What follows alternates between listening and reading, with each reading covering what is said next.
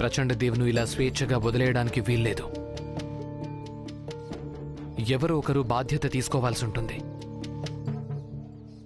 ఇప్పుడు ఈ 4 లెటర్లు బొంబాయి ఉన్నతాధికారుల దగ్గరికి చేరవేస్తాను, గవర్నర్ దగ్గరికి కూడా.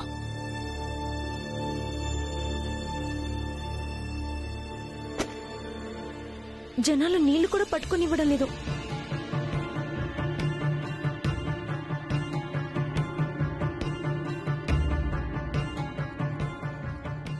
ఏవండి,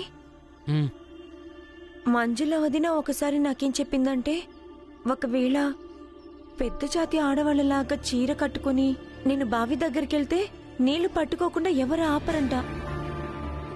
నువ్వు ఆవిడని చూస్తున్నావా? పట్టు చీర కట్టుకుందే. అయితే నీ చీర కూడా వాళ్లలాగా కట్టుకో, అలాగే కొంగు కప్పుకో. ఎప్పుడు నీళ్లు తేవడానికి వెళ్ళు. చూస్తుండు, ఇక నిన్ను ఎవ్వరూ ఆపలేరు.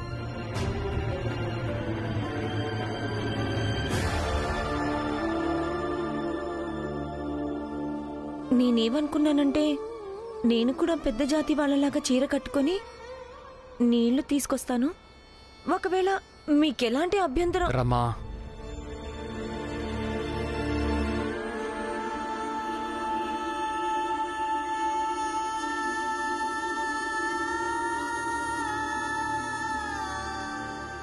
చూడరమా, నేను నీకు ముందు కూడా చెప్పాను, చిన్నప్పటి నుంచి ఈ రోజు వరకు నేను ప్రతి ఒక్క పోరాటం చేశాను కేవలం గుర్తింపు కోసమే. అందుకే ఇలా గుర్తింపును దాచిపెట్టి ఇక్కడికొచ్చి ఉండటం నాకు కూడా ఇష్టం లేదు. కానీ నీకోసమే నేనిది చేశాను.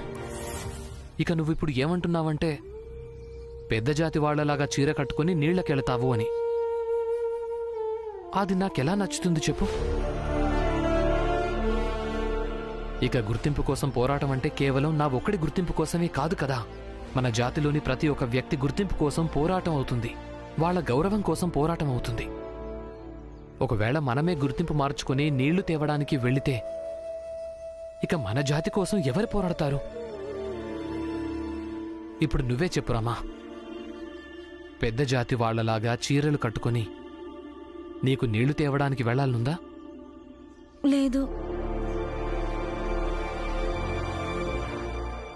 సరే, నేను పని వెతకడానికి వెళ్తాను. ఆగు, దారిలో నాకు కూడా పనుంది, నేను కూడా వస్తాను. ఏంటా పని? చెప్తాను.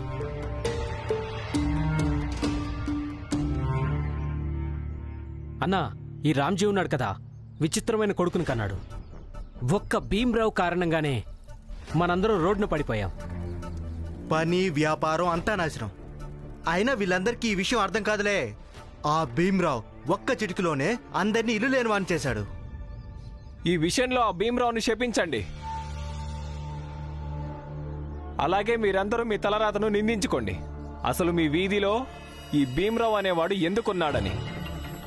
ఇలా నేననడం లేదు, ఇలా నా ఫ్రెండ్ నరోత్తమ్ జోషి అంటున్నాడు. తనిప్పుడు మాతో అంటూ ఉంటాడు, భీమ్ అదృష్టమే బాలేదు అని. మొదటి విషయం ఏంటంటే, తను చిన్న జాతిలో పుట్టాడు. ఇక 2, తను దేనికి ముడిపడి ఉంటాడో అది నాశనమే.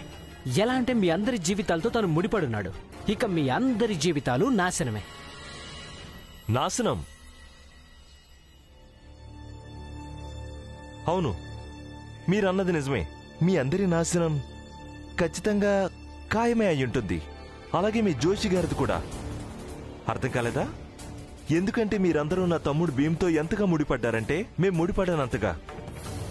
ఇక మా అదృష్టం ఎంత బాగోలేదంటే, ఇంట్లో విధ్వంసం జరిగినప్పుడు, నన్ను వాళ్ళు కొట్టినప్పుడు, నా మీద దౌర్జన్యం చేసినప్పుడు, అప్పుడు నా తమ్ముడు నా దగ్గర లేకపోవడం. అయినా మీకేమనిపిస్తుంది? నా తమ్ముడు నా దగ్గర ఉండుంటే అలా జరగనిచ్చేవాడా? అస్సలు జరగనివ్వడు. ఆనంద్, ఉపన్యాసం భలే రంజుగా ఇచ్చావే. ఇది చెప్పు, మీ నాన్న, అత్తయ్య, ఇంకా మీ అమ్మ ఎక్కడుంది? దలియమ్మ, నాన్న పోలీస్ స్టేషన్లో ఉన్నాడు. అలాగే మిమ్మల్ని అందరినీ తీసుకురమ్మన్నాడు. పదండి. అలాగే మీరు కూడా పదండి, మీరు కూడా తమాషా చూస్తారు కదా.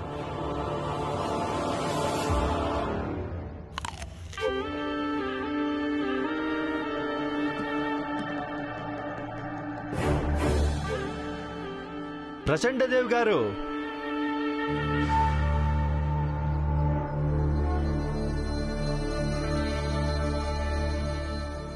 ఆహాహాహా ప్రభు,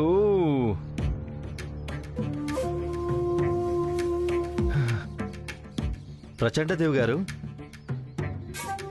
మీరు ధన్యులు, మీరు ధన్యులు. ఈ చిన్న జాతి వాళ్లకు వాళ్ళ స్తోమత ఏంటో బాగా చూపించారు మీరు. ఆనందంగా ఉంది. నరోత్తం, ఇందులో నేను చేసింది ఏమీ లేదు. ఇదంతా కూడా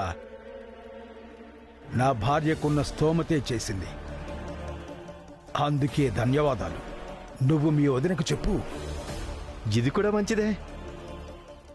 వదిన గారు, ధన్యవాదాలు. ఒకవేళ భార్య ధర్మకర్మలను సవ్యంగా పాటించిందంటే భర్తకు సఫలత తప్పకుండా దొరుకుతుంది. అలాగా? అంటే ఆ భీమ్రావ్ విఫలమవటం ఖాయమే. ఎందుకంటే వాడి భార్య రమాబాయికి ధర్మాల మీద నమ్మకం లేదు. చిన్న జాతి వాళ్ళది ఈ జన్మే పోయిన జన్మలోని కర్మఫలం అవుతుంది. వాళ్ళేం సఫలం అవుతారు?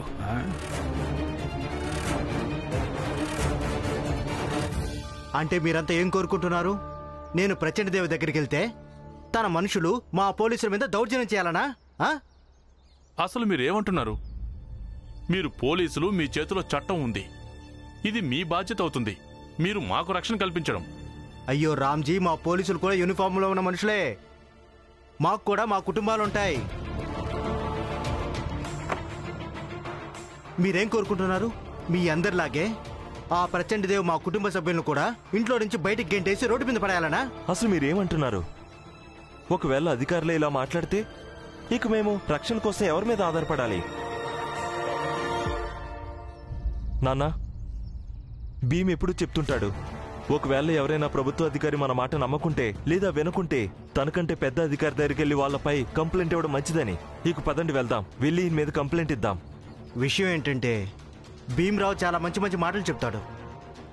అలా మాటలు చెప్తూనే పారిపోయాడు మీ అందరినీ ఇలా వదిలేసి. అందుకే భీమ్ గురించి మీరందరూ చెప్పకండి. వాడు పారిపోలేదు, వీళ్ళందరే వెళ్ళగొట్టారు. ఒకవేళ వాడిక్కడుంటే ఈ పాటికి మీరు మా ఆరోపణ రాసుకుని ఉండేవాళ్ళు. ఇన్స్పెక్టర్ గారు, మీరు కేవలం ఇది చెప్పండి, మీరు మా రిపోర్ట్ రాసుకుంటారా రాసుకోరా, అంతే.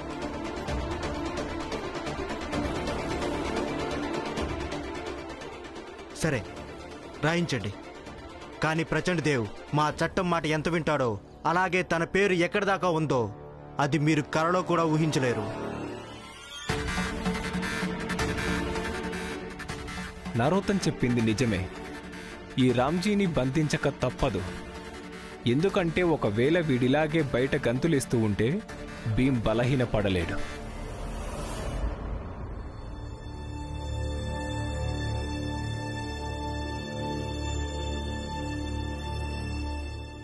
ఎప్పుడైనా చెప్పండి, ఉత్తరం ఎవరికి రాశారు? ఆ ప్రచండదేవ్ ఎంత బలమున్న వ్యక్తో అలా చూస్తే నాకు అనిపించటం లేదు. ఈ ఇన్స్పెక్టర్ లేదా ప్రాంతీయ అధికారులు తనను ఏదైనా చేయగలరు అని. అందుకే ఈ విషయం ఉన్నతాధికారుల దగ్గరికి చేర్చడం చాలా అవసరం. వాళ్ళకే ఉత్తరాలు పంపించాను. మీరు వెళ్ళండి, నేను పని వెతకడానికి వెళ్తా.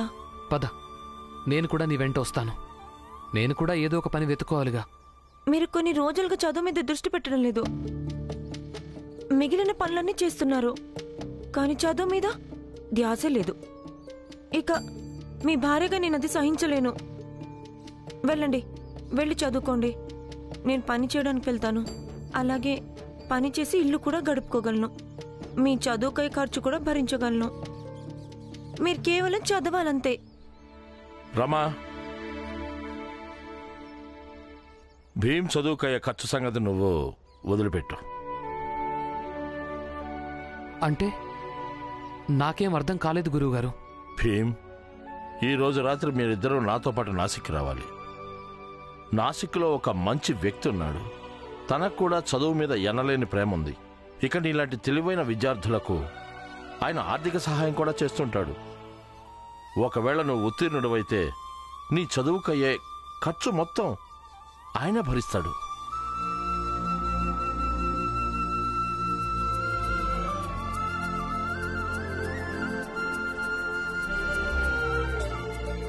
ఇది చాలా మంచి విషయం.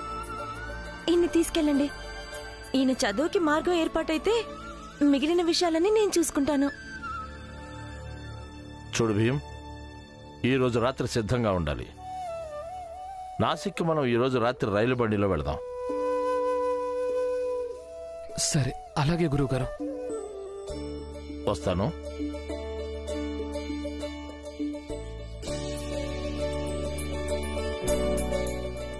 మీరింటికి వెళ్ళండి, నేను పని వెతకడానికి వెళ్తాను.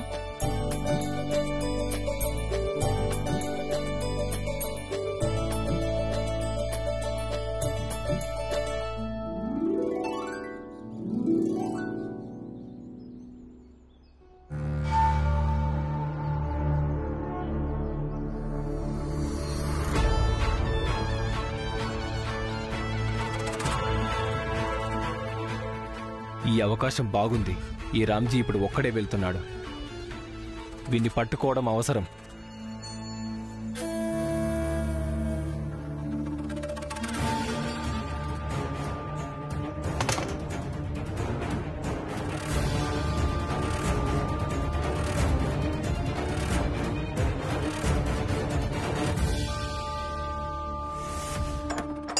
తీయండి, తలుపు తీయండి. రామ్జీ, మేం మాటిస్తున్నాం. మా స్నేహితుడు నరోత్తమ్ జోషి ఇచ్చిన బాధ్యతను నిర్వర్తించడంలో మేము ఎలాంటి లోటు చేయలేము.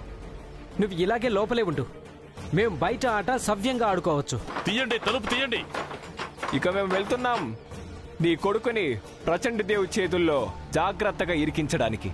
ఇలాగే అరుస్తూ ఉండు, తలుపులు కొడుతూనే ఉండు. తీయండి, తలుపు తీయండి. పదండి. తీయండి, తలుపు తీయండి. తీయండి, తలుపు తీయండి. అసలు రామ్జీ చెప్పా పెట్టకుండా ఎక్కడికెళ్ళాడో ఏంటో. వెళ్ళుంటాడు తన ముద్దుల కొడుకుని వెతకడానికి. తను ఎక్కడికెళ్ళినా సరే మాకెందుకు? మనం ఇలాగే నిలబడితే ఎటువంటి ప్రయోజనం లేదు. నన్ను అడిగితే వెళ్ళి భీమ్ని వెతుకుదాం. అలాగే తనను పట్టుకొని ప్రచండ దేవ్ కాళ్ళ దగ్గర పడేద్దాం. అలాగే ఆయనకి చెప్దాం, అతన్ని మీరు ఏం చేసుకుంటారో చేసుకోండి, కానీ మమ్మల్ని మాత్రం ఏం చేయొద్దని. నువ్వన్నది నిజమే అన్నా. ఇక ఆ తర్వాత ప్రచండ దేవుకి తెలియాలి, అలాగే భీమ్ తలరాతకు తెలియాలి. నువ్వన్నది నిజమే అన్నా. ఆయన భీమ్ బతకని లేదా చావని మనకెందుకు? నట్వర్, చాలు. ఇక భీమ్ ఎవ్వరి కోసం కూడా తన ప్రాణాల్ని ప్రమాదంలో పడేసుకోడు. మేము తన్ను వెతికి బొంబాయి నుంచి బయటికి తీసుకెళ్తాం. ఆయన మాట్లాడడానికి ఇదేం పద్ధతి అంటారు? భీమ్ బతకాలా లేదా చావాలా? ఇంకోసారి ఇలా మాట్లాడావో జాగ్రత్త. వదినా, మీరెందుకంత కోప్పడుతున్నారు? వాళ్ళ కోపం కూడా సరైందే కదా. జీజాబాయ్, ఈరోజు వద్దు. ఈరోజు ఏవైనా అన్నావో నాకంటే చెడ్డది ఇంకెవరూ ఉండరు. మీరంతా ఏం చేసుకుంటారో చేసుకోండి. నేను వెళ్ళి భీమ్ని వెతుకుతాను. అయితే వెళ్ళు, వెతుకు. కానీ మేం కూడా భీముని వెతుకుతాం. అలాగే తనను పట్టుకుని ప్రచండ దేవి దగ్గరికి తీసుకెళ్తాం. అవునా? మీలో అంత ధైర్యం ఉందా? అయితే తీసుకెళ్లి చూపించండి.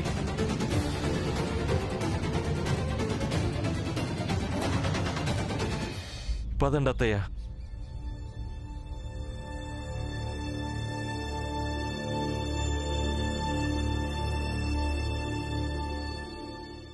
చూడండి సోదరులారా, మనమందరం వెళ్ళి ఆ భీమ్రావును వెతుకుదాం. తనను వెతికిన తర్వాతే మళ్ళీ మనం ఇంటికి తిరిగి వెళ్ళాలి. సరేనా? సరే. ఎవరు వెతుకుతారో వెతకండి. నేనెక్కడికి వెళ్ళడం లేదు. నేనిక్కడే కూర్చొని పులియా కోసం ఎదురు చూస్తూ ఉంటాను. కానీ మేం భీముని వెతుకుతాం. నేను జోకు ఇటువైపు వెళ్తాం, ఇక మిగిలిన వారు అటువైపు వెళ్తారు. ఇది బాగుంది. వెళ్ళండి, వెతకండి. కోపంలోనైనా సరే, మీ ప్రాణాలను కాపాడుకోవడం కోసమైనా సరే, కానీ చివరికి మీరు భీమ్నే వెతుకుతున్నారు. పదండి, పదండి. అమ్మా, నేను భీమ్ని వెతకడానికి ఇటు వెళ్తున్నాను.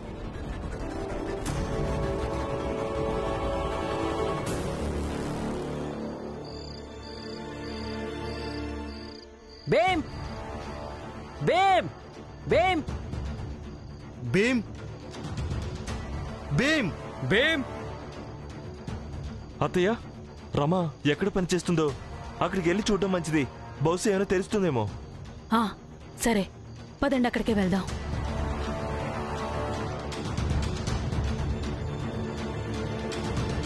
అక్క, నేను రామ్జీని వెతకడానికి వెళ్తాను.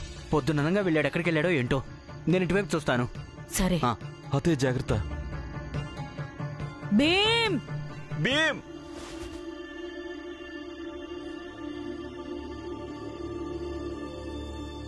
రమా, కొంచెం త్వరగా కానీ గురువుగారు ఎదురు చూస్తూ ఉంటారు. మీరొక్కరే వెళ్ళిపోవచ్చు కదా, రేపు సాయంత్రానికల్లా వచ్చేస్తారుగా. లేదు, నిన్నిలా ఒంటరిగా వదిలేసి నేను వెళ్ళలేను. ఒకవేళ నువ్వు రాకుంటే బహుశా నేను కూడా వెళ్ళలేనేమో.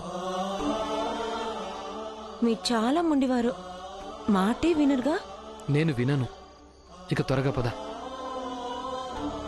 పదా.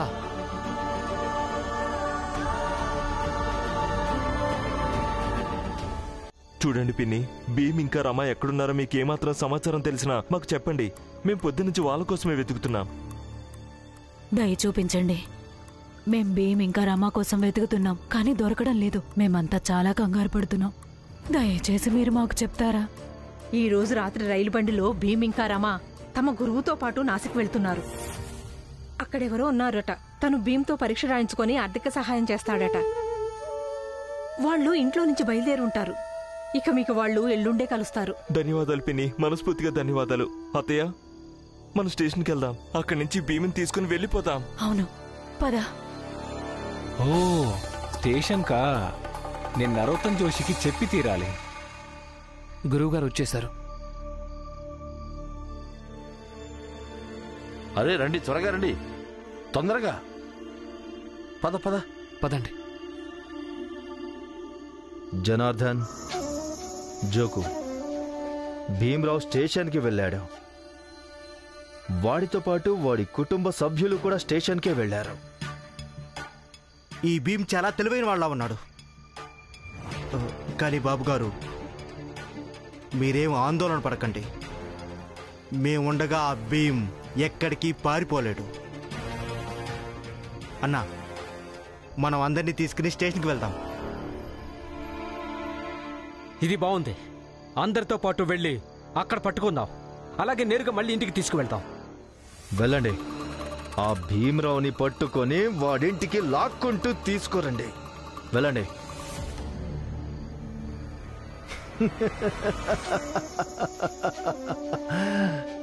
భీమ్రావ్, ఇప్పుడు ఈ నగరం నుంచి పారిపోయి చూపించు.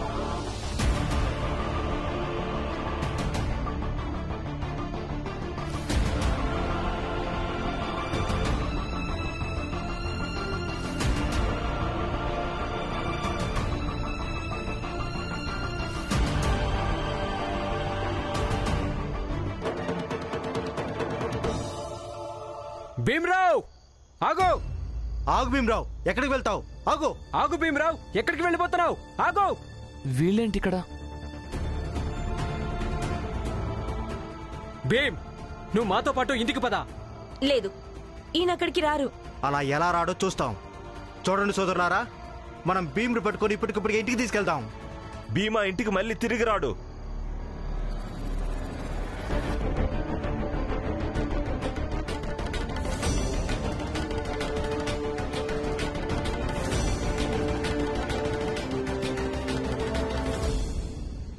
మేం భీమ్ని తీసుకుని మొత్తం కుటుంబంతో సహా బొంబాయి వదిలేసి వెళ్తున్నాం. వదిలేసి వెళ్తున్నామంటే? అలా ఎలా వదిలేసి వెళ్తారు? ఎవరు వెళ్తారో వెళ్ళండి. మేం మాత్రం భీముని పట్టుకొని ఈ క్షణమే ఇంటికి తీసుకువెళ్తాం. ముందు మీరు శాంతించండి బాబాయ్. ముందు నాకు చెప్పండి, విషయం ఏంటి? ఏం జరిగింది? నేను చెప్తాను భీమ్, ఏం జరిగిందో. నువ్వు వీళ్ళందరి జీవితాల్లో ఎలా ఇరుక్కుపోయావంటే నిన్ను ఎవ్వరూ వదలలేకపోతున్నారు, అలాగే నిన్నెవ్వరూ దగ్గరుంచుకోలేకపోతున్నారు. అమ్మా, మీరిప్పుడైనా నోరు మూసుకుని ఉండండి. సరే, అయితే నేనే విషయం అంతా వివరిస్తాను.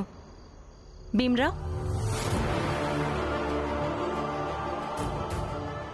ప్రచండదేవ్ గారు ఏం చెప్పారంటే భీమ్రావును వెతికి ఇదే ఇంటికి తీసుకురావాలని. ఒకవేళ భీమ్రావు దొరకలేదో అది మీ అందరికీ మంచిది కాదు.